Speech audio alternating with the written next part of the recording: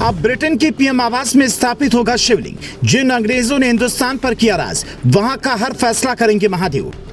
जिन्होंने दिया ऋषि सुनक को शिवलिंग, उनके आगे मोदी भी झुकाते हैं सिर। नया प्लांट खोलने से पहले अंबानी भी लेते हैं सलाह। रवीश कुमार जैसे पत्रकार भी सुनते हैं इनकी कथा। पंडित धीरेन्द्र शास्त्री, देवकी नंदन और जगत गुरु रामभद्राचार्य से काफी अलग हैं ये बाबा। अब ब्रिटेन के प्रधानमंत्री आवास में शिवलिंग स्थापित होने वाला है। जो लोग ज्ञानवापी में शिवलिंग पर सवाल कर रहे थे, उन्हें इस ईसाई देश के पीएम आवास में शिवलिंग की बात सुनकर हो सकता है हैरानी हो, लेकिन यह सच है और इसका खुलासा खुद ऋषि सुनक ने किया है, क्योंकि उन्हें यह शिवलिंग जिस संत ने दिया वो काफी खास है। उनके आगे पीएम मोदी भी सिर झुकाते हैं। अंबानी भी किसी प्लांट को खोलने से पहले उनकी सलाह लेते हैं और ब्रिटेन की पीएम ऋषि सुनक तो उन्हें अपना गुरु भी मानते हैं। वो पंडित धीरेन्द्र शास्त्री की तरह किसी का भविष्य नहीं बताते, देवकी नंदन ठाकुर की भाषा में प्रवचन नहीं करते, न ही जगत गुरु रामभद्राचार्य की तरह सुप्रीम कोर्ट में जाकर भगवान राम के पक्ष में गवाही देते हैं, बल्कि ये संत एक सादगी भरा जीवन जीते हैं। जहाज पर बैठकर चीन की सीमा में जाकर भगवान राम की कथा सुनाते हैं।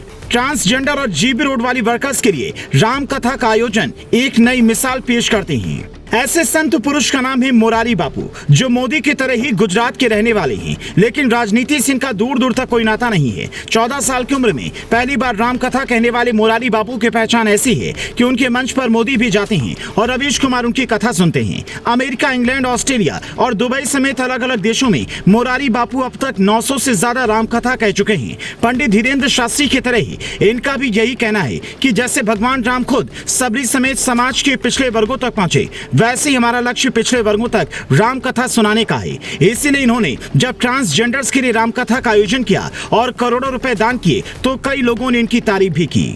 76 साल के मोरारी बापू दादा दादी से रामायण की कहानियां सुनकर बड़े हुए और बड़े बड़े देशों में लोगों को कथा सुनाते हैं। एक ऐसी ही कथा वो 15 अगस्त को कैम्ब्रिज यूनिवर्सिटी में सुना रहे थे, जिसमें श्रोता के तौर पर प्रधानमंत्री ऋषि सुनक खुद पहुंचे और वहां पर पहुंचने के बाद जो बात उन्होंने कही वो सुनकर हर सनातनी को गर्व होगा। आप भी ये वीडियो सुनिए, फिर बताते हैं मोरारी बापू की एक सलाह ने कैसे अंबानी की तरक्की की रफ्तार और तेज कर दी। बापू, जय Siya Ram. It is truly an honor and a pleasure to be here today at Morari Bapu's Ram Katha at the University of Cambridge on Indian Independence Day.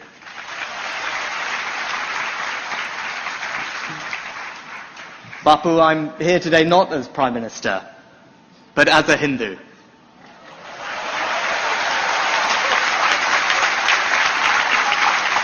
Across the subcontinent and stopping at all 12 main shivlings of India, and I thought I travelled a lot. Now, I have been overwhelmed by the love and the support of the British people, and particularly from all of you. Your support sits gleefully on my desk at 10 Downing Street.